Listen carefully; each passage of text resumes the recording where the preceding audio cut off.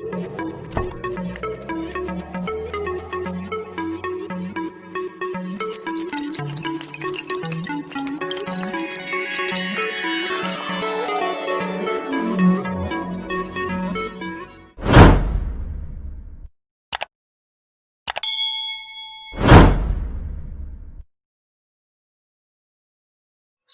Academy के online class में आप समस्त विद्यार्थियों का स्वागत है। आज हम क्लास 12 के हिंदी के काव्य संकलन से एक चैप्टर जो महादेवी वर्मा जी के द्वारा लिखा गया है और जिसका नाम गीत है उसको लेकर आपके समक्ष हैं। इस गीत नामक चैप्टर में कई पार्ट हैं जिसके 2 वीडियो ऑलरेडी हमारे यूट्यूब चैनल पे अवेलेबल हैं, आप वहाँ से उसको देख सकते हैं। और ये गीत का तीसरा पार्ट है जो आपके स्क्रीन पर जिसका पैसेज दिखाई दे रहा है और इसके भावार्थ को हम आज के वीडियो में समझेंगे। इसके अलावा भी कई पैसेज हैं जिसके भावार्थ को हम बारी बारी से समझेंगे। ये पैसेज यूपी बोर्ड के एग्जाम के प्रिपरेशन की दृष्टि से बेहद इंपॉर्टेंट रहने वाला है क्योंकि अनेक वर्षों में इस पैसेज को पूछा गया है। तो आपके एग्जाम जैसा कि नज़दीक है उसी को देखते हुए ये वीडियो बनाया जा रहा है। आशा करते हैं आपका ढेर सारा प्रेम, स्नेह, लाइक, कमेंट्स हमको प्राप्त होंगे ताकि हम और भी बेहतर वीडियो आप तक पहुँचा सकें। अगर अभी तक आप हमारे चैनल पर बिल्कुल नए हैं तो फटाफट हमारे चैनल को सब्सक्राइब अवश्य कर दें और साथ ही साथ बेल आइकन को अवश्य प्रेस करें ताकि नोटिफिकेशन सबसे पहले आप तक को प्राप्त हो सके। और अगर हमारा वीडियो आपको पसंद आता है तो वीडियो को लाइक भी आप अवश्य करें, साथ ही साथ अपने मित्रों में जो आपके सहपाठी हैं उनमें शेयर करें ताकि उनकी भी प्रिपरेशन बेहतर ढंग से हो सके। यूपी बोर्ड के सभी सब्जेक्ट के प्रिपरेशन के लिए, बेहतर प्रिपरेशन के लिए आप हमारे चैनल से जुड़े रहें। यहाँ पे रोजाना मिलेंगे आपको यूपी बोर्ड के एग्जाम के दृष्टि से सबसे इम्पोर्टेंट टॉपिक पर बेहतरीन वीडियो। आइए फटाफट के अंदाज में स्टार्ट करते हैं। आपके सामने स्क्रीन पर दिखाई दे रहा है गीत पार्ट 3 का पहला पैसेज। तो महादेवी वर्मा जी क्या कहती हैं? कहती हैं, मैं नीर भरी दुख की बदली, मैं नीर भरी दुख की बदली, स्पंदन में चिर निस्पंद बसा, क्रंदन में आहत विश्व हंसा, नयनों में दीपक से जलते, पलकों में निर्झरिणी मचली, मैं निर्भरी दुख की बदली, मैं निर्भरी दुख की बदली। कहती है मैं नीर भरी दुख की बदली हूं, अर्थात जिस प्रकार बादल पानी से भरा होता है उसी प्रकार मेरा जीवन भी दुख की बदली से भरा हुआ है, दुख रूपी बदली से भरा हुआ है। आगे की लाइन में क्या कहती है? स्पंदन में चिर निस्पंद बसा। स्पंदन में एक एक शब्द का अर्थ आप समझिए। स्पंदन में होता है कंपन, चिर में होता है अस्थाई, निस्पंद में होता है जिसमें कंपन न हो। तो स्पंदन में चिर निस्पंद बसा, अर्थात जिस प्रकार बादलों में कंपन अस्थायी रूप से व्याप्त होता है, बादल में कंपन निश्चित रहेगा, तो जिस प्रकार बादलों में कंपन अस्थायी रूप से व्याप्त होता है उसी प्रकार मेरे जीवन में भी दुख रूपी कंपन अस्थायी रूप से व्याप्त है। ये महादेवी वर्मा जी हमको समझाती हैं। तो स्पंदन में चिर निस्पंद बसा, जिस प्रकार बादलों में कंपन अस्थायी रूप से व्याप्त होता है उसी प्रकार हमारे जीवन में भी दुख रूपी कंपन अस्थायी रूप से व्याप्त है। आगे कहते हैं, क्रंदन में आहत विश्व हंसा। जिस प्रकार जब बादल गरजता है तो गर्मी से व्याकुल पूरा विश्व खुश हो जाता है, प्रसन्न हो जाता है, उसी प्रकार जब मेरा दुख रूपी बादल गरजता है ना, यानी मुझ पर दुखों का पहाड़ टूटता है या मुझ पर आफत आती है तो पूरा विश्व प्रसन्न होता है। तो क्रंदन में आहत विश्व हंसा। आगे कहते हैं, नयनों में दीपक से जलते, पलकों में निर्झरिणी मचली। जिस प्रकार जब बिजलियां गरजती हैं उसके बाद जो बरसात होती है उससे नदियां प्रवाहित हो जाती हैं, नदी बहने लगती है, उसी प्रकार जब मेरे जो मेरे नयनों में जो दीपक के समान जलते रहते हैं, वो भी आग के समान तपते रहते, दीपक के समान जलते रहते हैं, और जब इस इसमें से आंसू निकलता है। तो जिस प्रकार बिजली के गरजने के बाद बरसात होती है, उससे नदियां प्रवाहित होती हैं, उसी प्रकार मेरे आंखों से अश्रु रूपी नदियां प्रवाहित होती रहती हैं। पलकों से निर्झरिणी मछली, अर्थात मेरे पलक से ही अश्रु रूपी नदी प्रवाहित होने लगती है। तो जिस प्रकार बिजली के गरजने के पश्चात जो बारिश होती है उससे नदियां प्रवाहित हो जाती हैं, उसी प्रकार मेरे जलते हुए दीपक के समान नयनों से जब अश्रु रूपी बरसात होती है तो वह भी नदी के समान बहती रहती है, बहती रहती है। ये महादेवी वर्मा जी कहती हैं। तो आप आशा करते हैं पहले पैसेज के अर्थ को आप समझे होंगे। अब फटाफट चलते हैं दूसरे पैसेज पर। पैसेज आपके समक्ष है, आइए देखते हैं। महादेवी जी कहती हैं, मेरा पग पग संगीत भरा, श्वासों से स्वप्न पराग झरा, नभ के नव रंग बुनते दुकुल, छाया में मलय बयार पली, मैं नीर भरी दुख की बदली। कहते हैं मेरा पग पग संगीत भरा। जिस प्रकार बादल की गर्जना एक संगीत को उत्पन्न करती है, उसी प्रकार मेरे प्रियतम की स्मृतियां मेरे जीवन में भी संगीत का संचार करती हैं। और उस मेरा पग पग, मेरा प्रत्येक क्षण संगीत से भर जाता है। अर्थात मेरे प्रियतम की स्मृतियों के कारण, मेरे सबसे प्रियतम की स्मृतियों के कारण मेरा पूरे जीवन का एक एक क्षण संगीत से भर जाता है। श्वासों से स्वप्न पराग झरा, महादेवी जी कहती हैं मेरे प्रत्येक सांसों से स्वप्न पराग झरता है। अर्थात मेरी प्रत्येक सांस हमेशा मेरे प्रियतम के सपनों में खोया रहता है, उन्हीं की कल्पनाओं में वो खोया रहता है। वही कहते हैं श्वासों से स्वप्न पराग झर रहा, अर्थात मेरी प्रत्येक सांसें, प्रत्येक क्षण मेरे प्रियतम के स्वप्नों में अर्थात उनकी कल्पनाओं में हमेशा खोया रहता है। नभ के नव रंग बुनते दुकुल, कहते हैं जिस प्रकार बरसात के पश्चात बादल में इंद्रधनुष बन जाता है और वो ऐसे लगता है जैसे बादल का दुपट्टा हो, बादल का आंचल हो। छाया में मलय बयार पली, और जो मलय पर्वत से चलने वाली शीतल शीतल हवा है, मलय पर्वत से चलने वाली जो शीतल शीतल हवा है, वो ऐसा लगता है कि इसी दुपट्टे की, इसी आंचल की छाया में पलती है।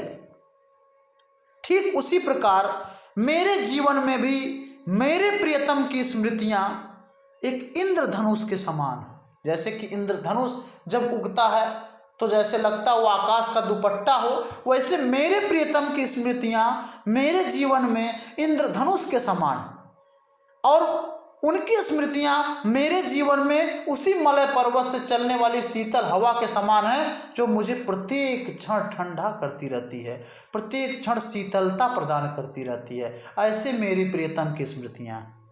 तो दूसरा पैराग्राफ आपको समझ में आया होगा। तो देखिए तीसरा पैसेज आपके समक्ष है। महादेवी जी कहती हैं, मैं क्षितिज भ्रिकुटी पर घिर धूमिल, चिंता का भार बनी अविरल, रजकण पर जल कण हो बरसी, नवजीवन अंकुर बन निकली, मैं नीर भरी दुख की बदली, मैं नीर भरी दुख की बदली। तो कहती हैं कि जिस प्रकार वर्षा के जल के कारण बादल आकाश में नीचे झुके हुए प्रतीत होते हैं और ऐसे लगते हैं जैसे कि वे आकाश की भौहें हों और चिंता के स्वरूप को प्रकट करते हैं या चिंतित अवस्था को व्यक्त करते हैं, उसी प्रकार मेरी भौहें भी मेरे प्रियतम से मिलने की उम्मीद में या मेरे प्रियतम से मिलने की आस में चिंतित अवस्था को प्रकट करते हैं। मेरी भौहें भी जिस प्रकार आकाश के बादल जब पानी से के भार से झुक जाते हैं, ऐसा लगता है जैसे कि वे उसकी भौहें हैं और उनकी चिंतित अवस्था को प्रकट करने लगते हैं। उसी प्रकार मेरी भौहें भी चिंतित अवस्था को प्रकट कर रहे हैं। क्यों? क्योंकि मेरे प्रियतम की से मिलने की आस के कारण वे चिंतित हैं कि कब मेरे प्रियतम से मुझे मिलने को मिलेगा। इसके कारण वो चिंतित। रज कण पर जल कण हो बरसी, नव जीवन अंकुर बन निकली। जिस प्रकार जब वर्षा की बूंदें उन लटके हुए बादलों से नीचे गिरने लगती हैं, अर्थात बरसात होने लगती है, और जब ये रज कण पर अर्थात धूल मिट्टी पर जब ये गिरते हैं तो उनमें नवजीवन के अंकुर फूट पड़ते हैं, अर्थात उन धूल मिट्टी के अंदर दबे हुए बीज में जीवन का संचार हो जाता है। उसी प्रकार जब मेरे प्रियतम के विरह के कारण मेरे चिंतित अवस्था में जब मेरी आंखों से आंसू निकलते हैं तो ऐसा लगता है कि मेरा दुख भी कम हो गया है और मेरे जीवन में भी नवजीवन का संचार हो गया है, ऐसा लगता है। अर्थात महादेवी वर्मा जी ये कहती हैं कि रोने के कारण उनका मन, आंसू निकलने के पश्चात उनका मन हल्का हो जाता है और वो चिंता मुक्त हो उठती हैं और ऐसा लगता है कि उनके जीवन में भी नवजीवन का संचार हो जाता है।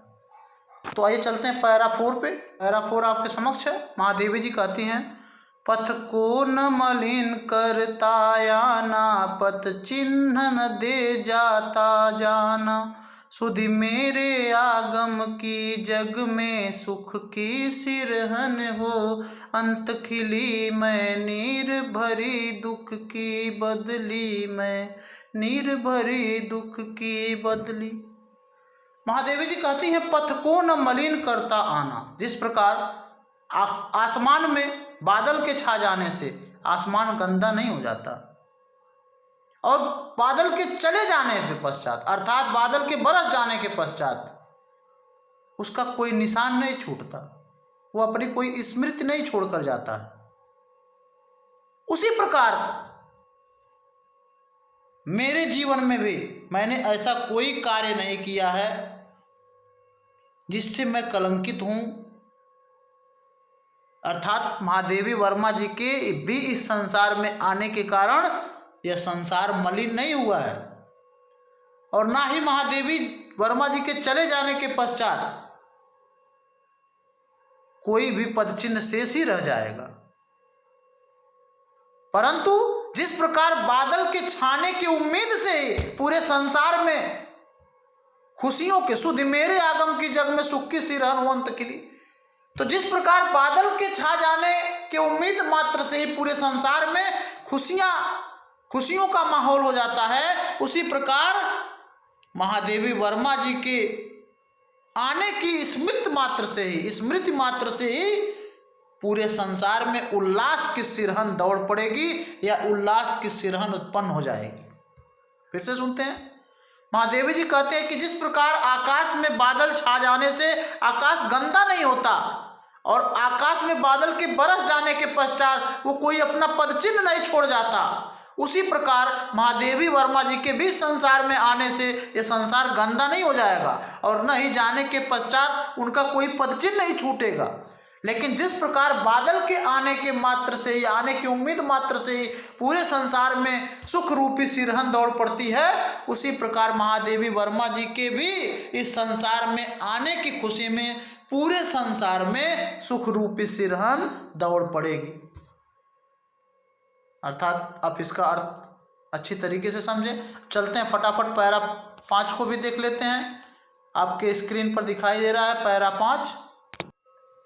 देखिए पैरा 5 आपके समक्ष है और इस गीत के थर्ड पार्ट का सबसे अंतिम पैराग्राफ है। महादेवी जी कहती हैं, विस्तृत नभ का कोई कोना, मेरा न कभी अपना होना, परिचय इतना इतिहास यही, उमड़ी कल थी मिट आज चली, मैं नीर भरी दुख की बदली, मैं नीर भरी दुख की बदली। कहती विस्तृत नभ का कोई कोना, मेरा न कभी अपना होना। जिस प्रकार बदली, जो बादली होती है, आसमान में जो बादल होते हैं, वो दिन भर आसमान में इधर उधर उमड़ते घुमड़ते रहते हैं, लेकिन आकाश का कोई कोना उसका नहीं होता है। वही कहते विस्तृत नभ का कोई कोना, मेरा न कभी अपना होना। उसी प्रकार महादेवी वर्मा जी भी इस संसार में आई तो है, ये भी बादलों के समान आई हैं। जिस प्रकार बादल आकाश में आते हैं, इधर उधर उमड़ते घुमड़ते हैं, लेकिन फिर भी आकाश का कोई कोना उनका नहीं होता, उसी प्रकार महादेवी वर्मा जी भी कहती हैं कि मैं भी इस संसार में आई तो हूं, लेकिन इस संसार का कोई कोना मेरा अपना नहीं है। आगे कहती है, परिचय इतना इतिहास यही उमड़ी कल थी मिटा चली।